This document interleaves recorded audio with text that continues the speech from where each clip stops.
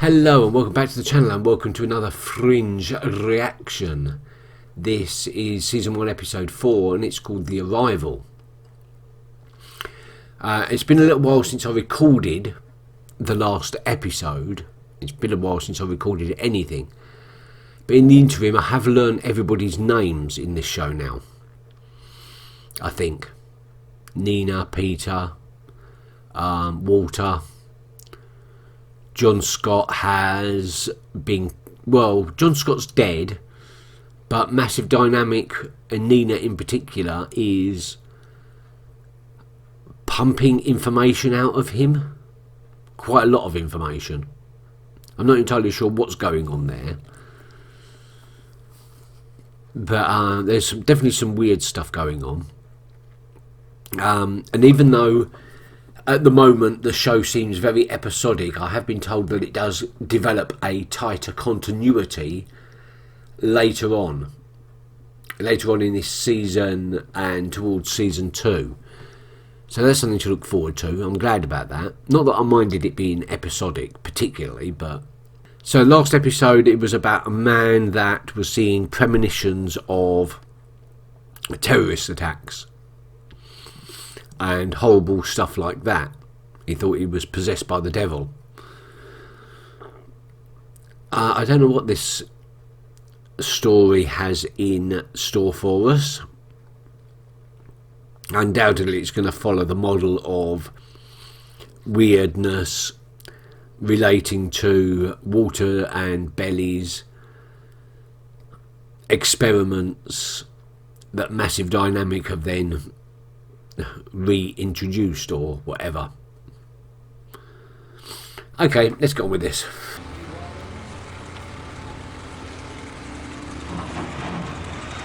It's writing backwards.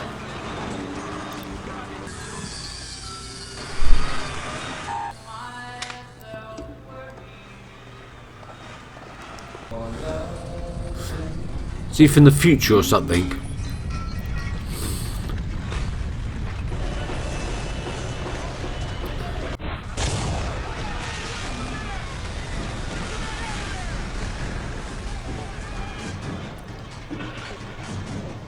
And he knew that was going to happen, didn't he?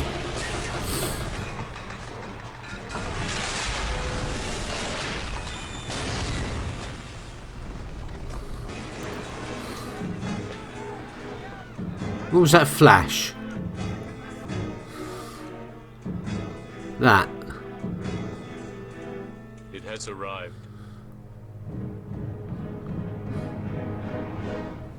Well, that went very science fiction suddenly. I thought I was watching Lost for a second. So something's arrived. Something. From another dimension or from space. Or it was transported via some futuristic technology. Yesterday there was an explosion at a construction site in Williamsburg, Brooklyn. Aha, here we go. Collapsed. Left 3 dead, 2 dozen injured. The public was told that it was a gas main explosion, which technically is the truth. It's what caused the explosion I want you to see.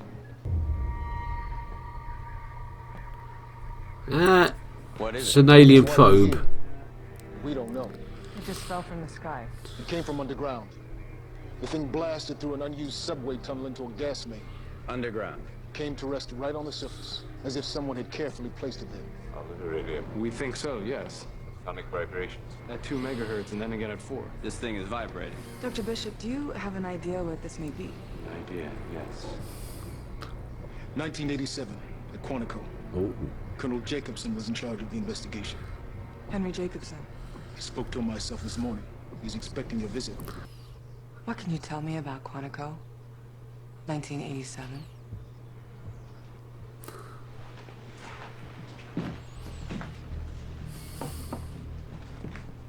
Still got to have something to do with what they're doing to John Scott at Massive Dynamics. Master Sergeant Stuart Malik. He was at his post at the Marine base on the night of June 22nd. His job was to watch the motion sensors, perimeter security, to ensure that there was no breach at the base. Except on that night, the sensors went nuts. What he found was this. A metallic cylinder, 24 inches tall, 12 inches in diameter. He assumed it fell from the sky, that perhaps it was a piece of the satellite. Except it wasn't. Stranger still, although it seemed to be a solid piece of hard metal, it was vibrating. At 2 megahertz. Then again at 4. There's another. Whoa. Hello, sir. Can I help you? Oh, that's a futuristic gun. It's got a pulse ray.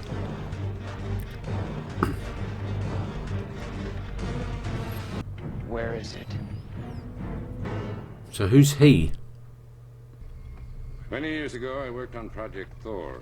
Department of Defense wanted a subterranean torpedo, a missile which could, in theory, be shot from anywhere in the world through the Earth's core and hit its target on the other side. I know for a fact that that is ridiculous. Yeah. Open your mind, son, or someone may open it for you. Even that doesn't make any sense. The cylinder could be any number of things, none of which I am prepared to discuss. Great. Well, I am glad I stuck around for this. I don't believe it. What did she say? I didn't see anything. Look. It's one of the photos from Jacobson's file. Him, remember? The bald guy. Oh, right. No, who is he? That's the point. So he was at the hospital when John was brought in? Come with me. Oh, right. They've been investigating him already. Yep. They know all about him. Who the hell is this guy? That is one excellent question. You've running through every database, Of course. and there's nothing on him. Nothing at all. No positive ID.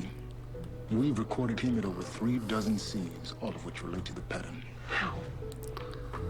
Why? What is he doing? What it looks like he's doing? He's observing. Yeah. Observing. Which is why we refer to him as the Observer. But what he wants and why he's there, we don't know.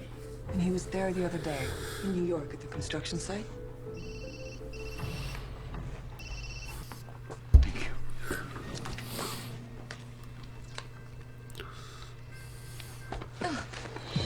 What the fuck? Walter, what are you doing? Astrid. Astrid. Hey. Walter's taken the thing and gone. Okay. Astrid. Look at me. Astrid. Hey, focus. Focus for a second. Where is Walter? Bless you. Okay, he hasn't taken the thing and gone somewhere secret. He's gone to get his root beer float. I haven't had a root beer float. And that's the Observer.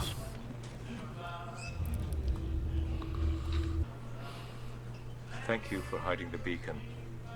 I can't touch it myself. I know you have questions. Soon you will have answers. Of course. You can't inject a federal officer with sedative, steal government property, and then escape from protective custody, and then ask to be not treated like a criminal. You've never taken anything that didn't belong to you because you knew it was the right thing to do? This isn't about me. Maybe it is, Peter. You took the cylinder. Do you remember that? Yes, of course. What would you like to know about it? Where is it? I can't tell you that. I must keep the cylinder from those who are trying to get it.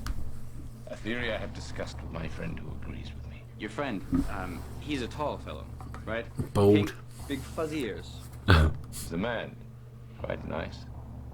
Albeit extremely bald. No eyebrows either. It's disturbing, but you get accustomed to it. I mean, why is the Observer observing? What's he observing?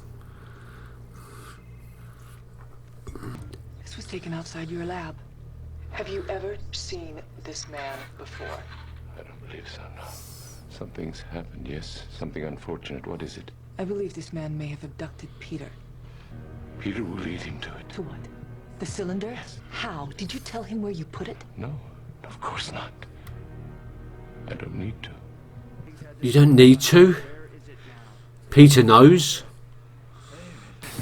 Beside his car in your old house, does your father have any other hiding places? Answer the question. Does your father have... Thank you. You just told me where the cylinder is. Is he listening to his victim's thoughts or something?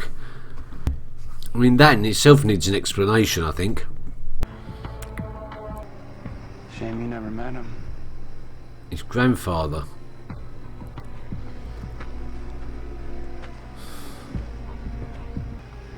Dig. Careful.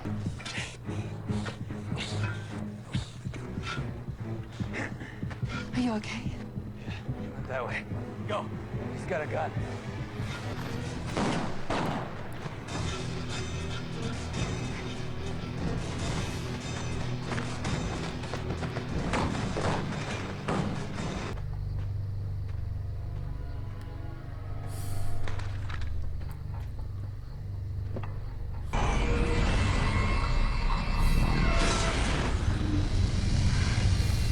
Oh.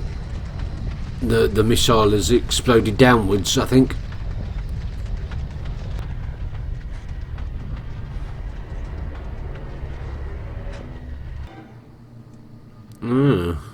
Departure on schedule. You know what it is, don't you? Why is it here? Why now? Who are you? What the hell? Apples, bananas, rhinoceros. I want to hold your hand. Lucy in the sky with diamonds. Do you really know my father? Did you talk to him this afternoon? Are you his friend?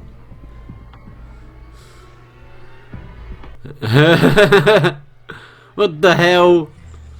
The observer doesn't just observe, does he? He knows what's coming. I was abducted, tortured. I had 2 wires shoved up my nose that were connected to a machine I'd never seen before. And maybe the strangest part of the day is that somehow, without talking, I was able to answer a question that I didn't have the answer to. Yeah. Explain that. The capsule. Yes. How did I know that, Walter? You know it, son, because I know it. No, I didn't know, because you didn't tell me. No. I didn't have to. You connected somehow. Some experiment. You must adjust the way you consider communications. You remember the night, the accident when you were young? I was driving. Of course I remember. My mother was at home. Of course I remember. Thanksgiving dinner. When the car went off the road, the ice was so thick that it held the vehicle for what must have been 2 minutes, or your body contorted horribly. I reached for you, but the ice broke, and we sank. I was incapable of saving you, or myself. We were dead, Peter, you and I, until someone grabbed me, and we were going up. We were saved, both of us, by a man that I had never met. A man with a bald head and no eyebrows? Sure. Remember that he was bald, that he had no eyebrows. You connected somehow. Some experiment. You must adjust the way you consider communications. Ideas can be absorbed through osmosis, through proximity.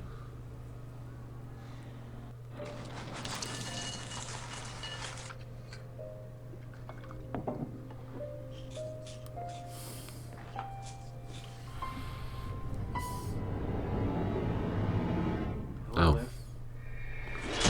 That was John, wasn't it? Okay, as promised, some semblance of continuity has started to develop. We've got John trying to communicate to Olivier. Who do I think she is? Like Laurence Olivier. We've got John trying to communicate with Olivia through her phone network, and then at the end he appears. Was that John? We haven't seen him since episode 1 alive, so I'm a bit confused about that one. But Walter said to Peter how he should open his mind to other forms of communication, and this is what we're seeing with John and Olivia. He seems to be reaching out to her to communicate with her. And now we've got this observer. I hope he makes reappearances in future episodes, because he was a very interesting character, and I want to know more about him. Where is he from? How does he know? Why does he have no taste buds? Is he observing incidents, or is he only observing when these capsule things appear? Because this is the first capsule to appear in like 20 odd years. The other one was like in the 80s. And the guy that was going around shooting people, that they gave the explanation that he was some small-time crook from Seattle. But that doesn't explain how he was able to tune into people's thoughts with that machine, or even how he knew how to build that machine. It doesn't explain where he got the futuristic gun from, or how he knew about the capsules and what his interest in the capsules actually was. So there's a lot to unwrap there as well that I'm hoping we're going to get back to. A Massive Dynamic didn't feature at all in this episode. There was nothing. It was nothing to do with Massive Dynamic for once. So we are breaking away from the mould already.